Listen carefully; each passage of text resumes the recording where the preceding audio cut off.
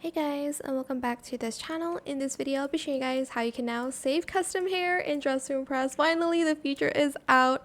Just go to the hair salon and sit, and you are going to press this, and I'm just going to select claim here, and I'm just going to save hair.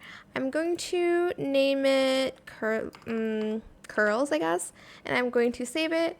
And then if I take off my hair, I'm able to reuse it here. Ta-da! And that is it. For the rest, you do need to claim and purchase, and you'll need, for instance, like snowflakes, and you need Robux for this. But that is it for this video. I hope it was helpful for you guys.